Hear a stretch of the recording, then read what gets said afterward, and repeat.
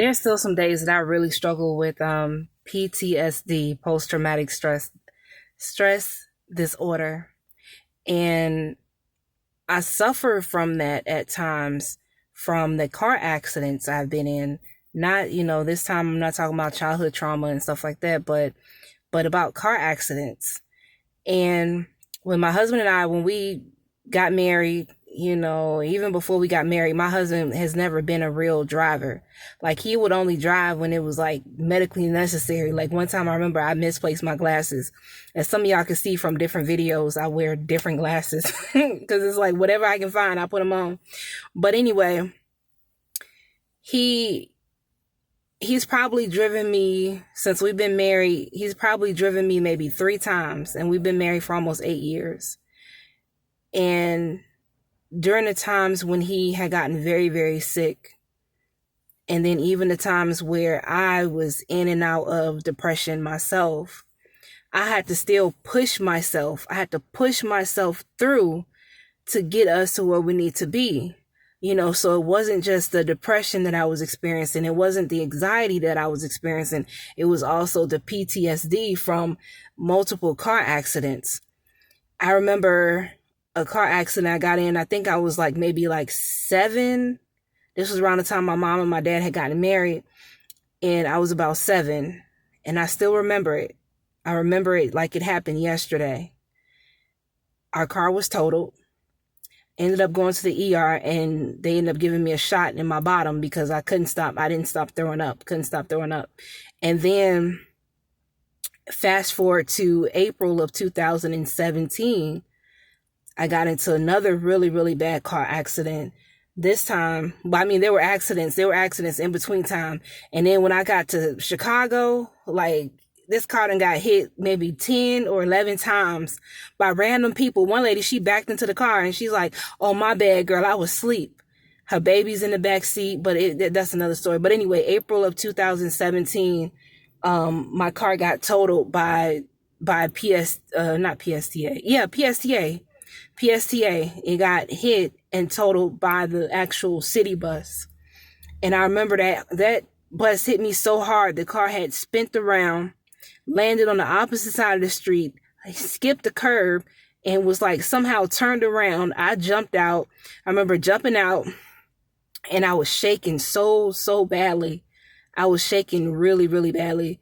I had to get out of the car. It's like God forced me to get out of the car.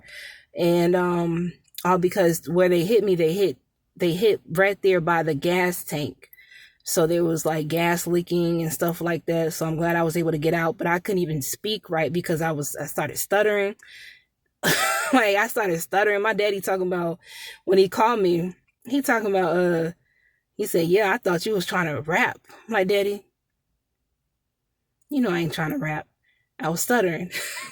But anyway, I say all that to say is that sometimes we have to do the things that makes us feel the most uncomfortable so that we can get things done. We have to get to where we need to be. Despite my PTSD about driving, I still have to drive. I still have to drive places. I still have to get my husband to his appointments because who else gonna take my husband to his appointments?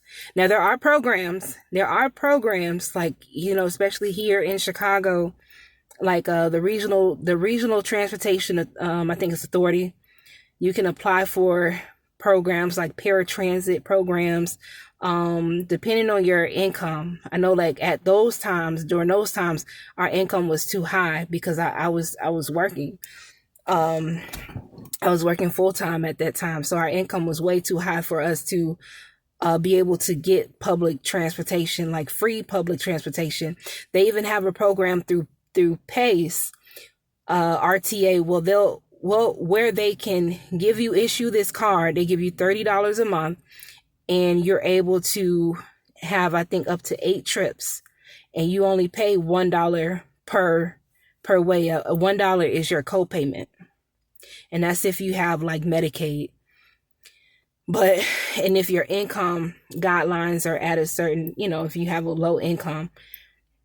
But anyway, I was making too much at that particular time for us to qualify for anything. But sometimes you have to go through things in life in order to find out about different resources and things like that. And you could share with other people like, hey, there are programs, they will pick you up from your house, take you to wherever you need to go. And I knew about that program because I used to work with individuals here, my first job when I got here, because when we first got married, I didn't work and my husband didn't want me to work, but I'm like, well, honey, I'm getting bored. I want to do something. So eventually I did start working, and the program that I was working for was with individuals who had severe mental health diagnosis. And my job was to help them find employment and maintain employment for at least 90 days. And if it's longer than that, that's even better. And that's a blessing. But anyway, most of them were on Medicaid. And with them being on Medicaid and receiving SSI, Social Security insurance, they were able to qualify for these programs that would pick them up from their house, take them to their appointment, pick them back up, and take them back home. But you don't have to use what I learned from one of I call her my little friend, is that you don't have to use it just for appointments. If you qualify for the program, you can actually, you'll arrange your ride. You have to call them the day before, I think at least by like 6 p.m. You have to call them and say, hey, give them the address, let them know exactly where you're going, and then you'll let them know where to pick you up from. But then they have like it's another little card that you can get, and they're partnered with, I think, Uber. So Uber and also the cabs, they're still cabs. There's still cabs, especially here. There are a lot of cabs, your yellow cab, flash cab, all those different cabs. And you can use that card. You'll just tap it to pay, and then you'll pay your co-payment of $1. I wish that we qualify for that at that particular time, but it's okay because it's made me stronger. It's helped me to become even more resilient, and giving me the strength to persevere. Even though it was like, sometimes it's hard. Like I'm still sitting in the car. I don't like to sit in the car for long periods of time, especially at night.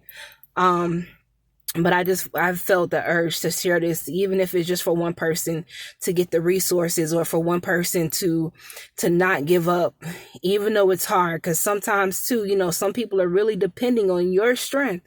They're depending on your strength in the Lord. They're depending on your obedience in the Lord. They're depending on just you. Like my husband had became completely dependent on me to get him to these places. And then he don't trust people, So I had to push past my fears, push past these flashbacks of getting hit over and over and over again by other cars. I just thank God that I still have my life. I still have breath in my lungs. I still have the ability to get up and go and things like that. So don't take those things for granted. If you're in this situation, don't take that for granted. That are you still able to be in your right mind? You still able to walk and talk, utilize your hands, utilize your mind. To have a sound mind is even a blessing. For God has not given us the spirit of fear, but of power, love, and a sound mind. So even with those things, I can denounce anxiety and depression and PTSD. Every time I'm denouncing it, every time that I do something, every single time that I do something that I'm afraid of, it's like that's denouncing the power and authority of those things, right? I'm denouncing the power of depression over my life every time I get up and go out. I'm denouncing the anxiety. I'm denouncing that when I leave my husband at home and I go and do whatever it is that I need to do for our household, because there was a time when I couldn't leave him at home because his anxiety was so bad. His seizures was so bad, and he had medically induced seizures. See, he had a seizure for almost 2 hours. They had to put him in a coma because he was having a seizure and he was going through respiratory failure, and his organs were beginning to shut down. So every time I show up, every time I get up, that's denouncing those things, the power that those things have, because God said, I have not given you the spirit of fear, but of power, love, and a sound mind. But I don't know where that came from, but probably just the Holy Spirit. Y'all be encouraged.